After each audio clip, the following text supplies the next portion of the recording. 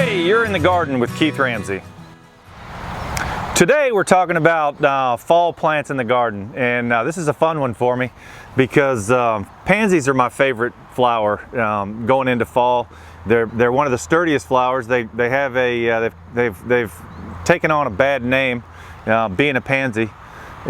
They take the cold weather, they take the drought pretty well. They don't love the wet, but really tolerant plant.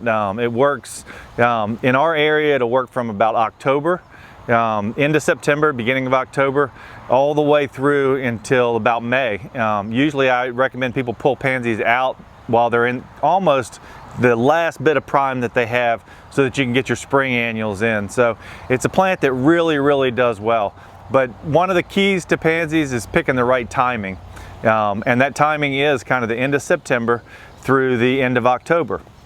That's just prime time. You can always go in and you can put 6-inch plants in, bigger plants in that are already kind of grown out in the flowering stage. But if you go to put a plant in the beginning of October, you want to start with a small compact plant like this right here. Pansy will grow up one stem and then it branches out from there. These, I would say, are about where I want to pull pansies from.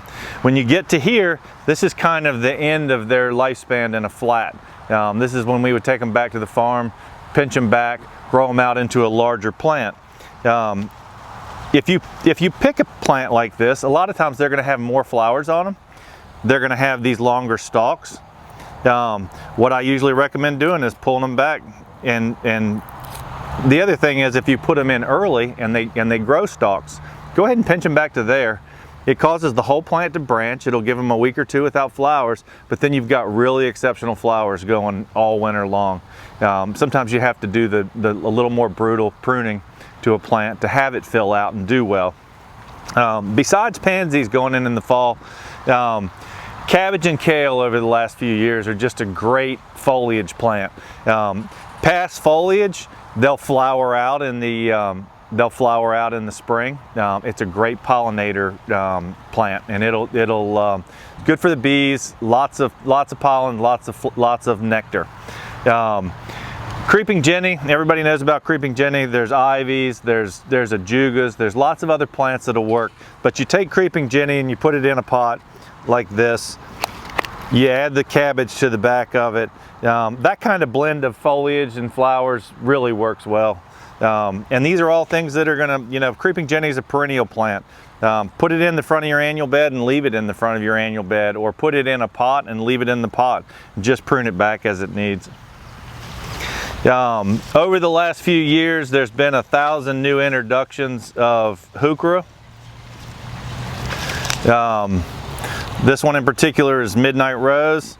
It's got like a pink mottling in the leaves.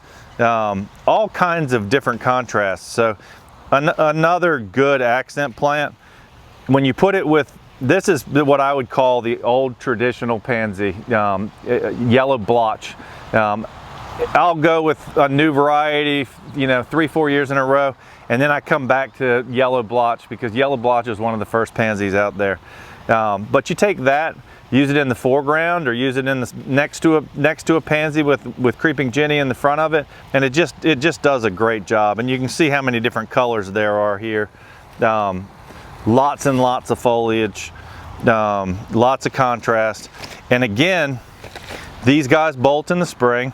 It's the common name is corbels. It's an old-fashioned plant that your grandmother grew, your great-grandmother grew. It has little spikes of flowers that come up, and again, it's a decent pollinator plant. In place of mums, asters are a plant that just thrive in North Carolina. They're perennial. If you can put them in a location where they're going to grow on, or put them in a bed and then pull them out and move them to a different location. Most of these have been pruned so that they have that nice tight space. In the ground, they might be 2 to 3 feet tall, 4 feet tall. Big sprays of flowers in the fall, and in the fall is when pollinators really need their flowers and their pollen.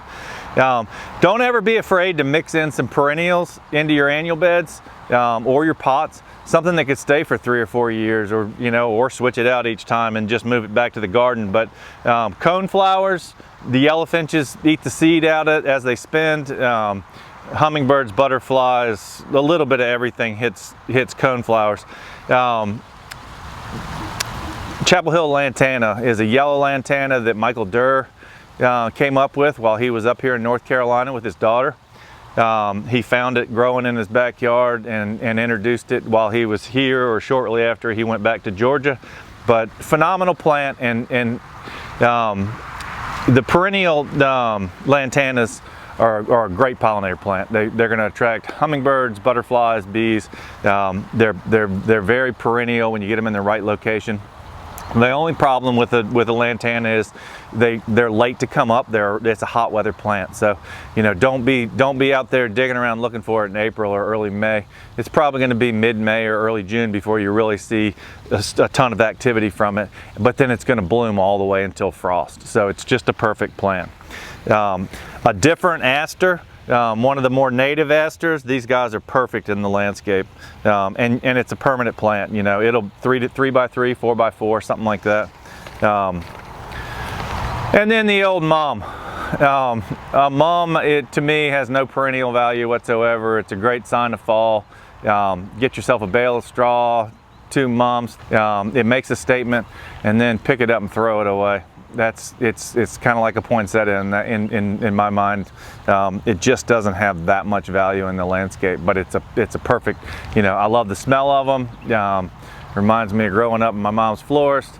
But it's kind of a plant that I think you buy and you use for the short period, and you toss them. That's about all I got for fall, but get started at the right time. Remember the last week of September through October for planting pansies. Prep the bed, fertilize heavy, and good luck.